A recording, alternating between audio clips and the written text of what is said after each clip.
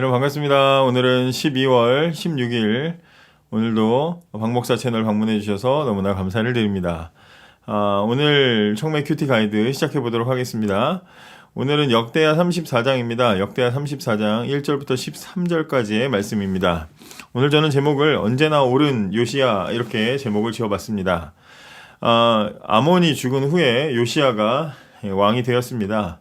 아몬은 2년 만에 살해를 당했기 때문에 요시야는 8살에 왕위에 오릅니다. 8살짜리가 왕이 되어서 31년간 유다를 통치했는데요. 요시야의 통치는 한마디로 다윗처럼 하나님 보시기에 옳은 일만 했다라고 그렇게 말해주고 있습니다. 요시야의 통치 8년, 그러니까 요시야가 16살이 됐던 해부터 요시야는 자신의 신앙 방향을 확실하게 잡게 되고 20세가 되었던 때부터는 본격적으로 유다 왕국의 개혁을 시작하게 됩니다.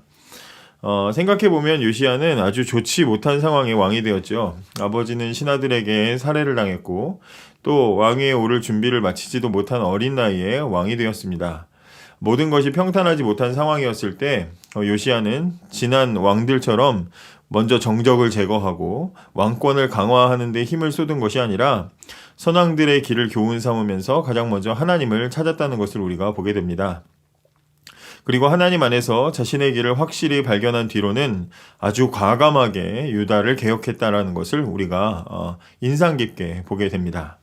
그것도 일방적으로 왕이 혼자서 막 일방적으로 개혁을 이룬 것이 아니라 유다의 온 백성들이 함께하는 어떤 공동체적인 개혁이 일어난 것을 아주 우리가 눈여겨볼 수 있게 되었습니다.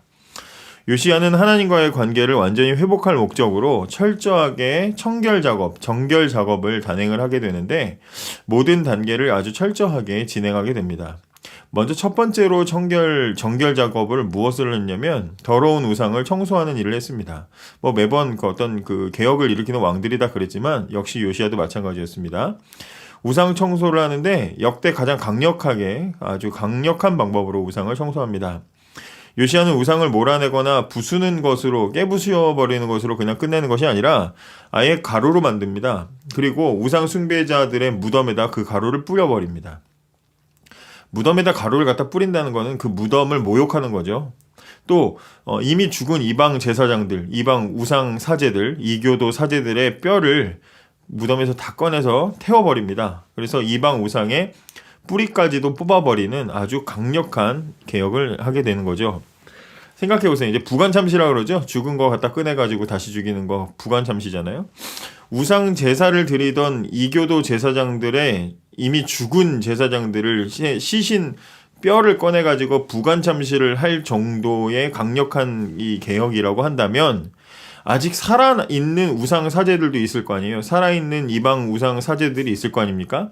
또 살아있는 아직도 우상을 막 섬기던 신도들도 있을 거 아니에요. 그런데 이미 죽은 시신도 갖다 꺼내다가 부관참시를 하는 왕이라면 살아있는 우상 숭배자들과 그 사제들에게는 어떻게 할까 상상이 되는 거죠. 그러니까 전국적으로 이 우상 제거 작업이 얼마나 강력했는지 우리가 엿볼 수가 있게 되는 거죠. 뿐만 아니라 요시야는 성전을 보수했습니다. 8절에 보면 요시야는 왕으로 있은 지 18년 되던 해에 그 땅과 성전을 깨끗하게 했습니다. 그는 아살랴의 아들 사반과 성의 지도자 마아세야와 요아스의 아들인 서기관 요아를 보내어 요시야의 하나님이신 여호와의 성전을 수리하게 했습니다. 요시야 통치 18년에 그의 나이 26세 되던 해에 사반과 마아세야와 요아를 임명해서 성전 수리 작업을 명령합니다. 역대 왕들 중에 성전 보수한 왕들이 있었죠. 워낙에 많은 왕들이 성전 안에 우상을 놓거나 또 이런 일들이 있었기 때문에 우상 제단을 만들어서 성전 더럽히고 이런 일들이 있었잖아요. 그렇기 때문에 하나님께 예배드리는 이 성전이 많이 훼손이 되었고, 그래서 요시야는 다시 성전 보수의 명령을 내리게 되는 것입니다. 왕의 명령을 받은 사람들은 레위인을 고용해서 성전 보수 작업을 단행을 하게 됩니다. 요시야는 다윗과 히스기야의 뒤를 이어서 유다 왕들 중에 선한 영향력을 남긴 왕으로 기록이 되어 있습니다. 그 이유 중에 하나가 요시야의 개혁이 아주 광범위했다라는 것입니다.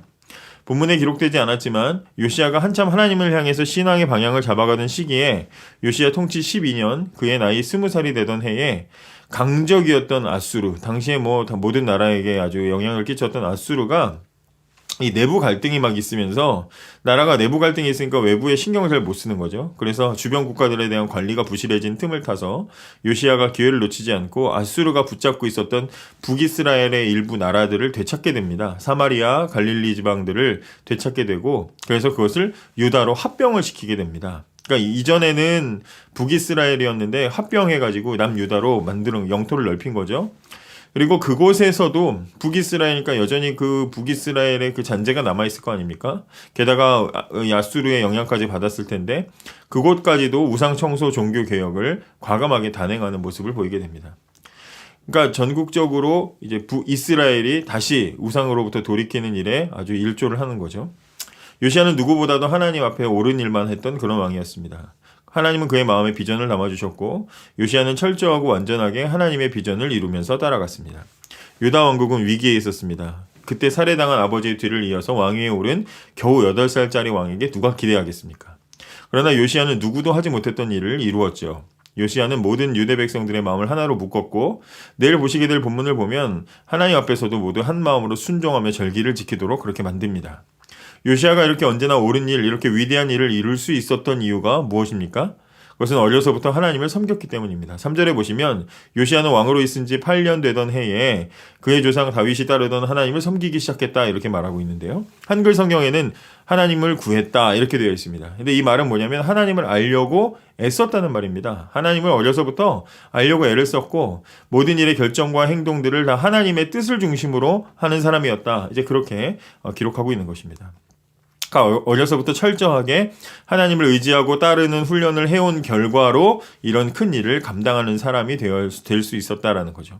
이 사실은 이렇게도 확인이 되는데요. 열왕기서와 역대서에 모두 다 요시야의 개혁이 긍정적으로 다루어져 있는데 열왕기서는 요시야가 26세 되던 해에 성전에서 율법책을 발견하고 종교개혁을 일으킨 걸로 기록을 하고 있고 오늘 역대기는 하나님께서 요시야를 어릴 때부터 이렇게 하나님의 말씀으로 훈련시켜서 준비시킨 것으로 기록을 하고 있습니다. 그러니까 두 책의 내용을 정리해서 요약을 하면 하나님께서 요시야를 통해 이루실 비전을 어렸을 때부터 심어서 그 비전을 심어 이루게 하셨고 율법책을 다음 시간에 보는 율법책을 발견하는 사건을 통해서 그것이 폭발적으로 나타나게 하셨다는 것을 보게 되죠. 모든 게 다 하나님의 계획 안에 있는 겁니다. 모든 것이.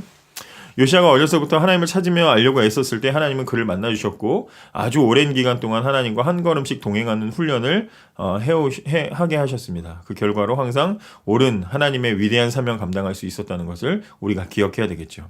히스기야가 왕위에 올랐을 때 모든 이스라엘에게 편지를 보내서 하나님께 돌아오라 귀순하라 편지를 보냈죠. 그리고 요시야는 히스기야가 가졌던 비전과 똑같은 일을 이루는 왕이 되었습니다. 그러므로 우리는 하나님께서 한 사람에게 심어주신 비전이 마음에 심겨지고 뿌리를 내리게 되면 당장엔 이루어지지 않더라도 우리가 언제 알지 못했던 어떤 순간에 예상치 못했던 인물이나 상황을 통해서 그 일을 반드시 이루고야 마시는 분이라는 것을 우리는 깨닫게 되는 것이죠. 오늘은 기도하실 때 우리도 날마다 하나님을 구하며 열정적으로 하나님의 뜻을 알려고 애쓰는 훈련된 영성을 가지고 살아가게 해달라고 기도하시기 바랍니다. 하나님의 사람들에게 같은 꿈과 비전을 심어주시고 결국에 이루어내게 하시는 하나님이 계셔서 오늘도 참 좋은 하루입니다. 감사합니다.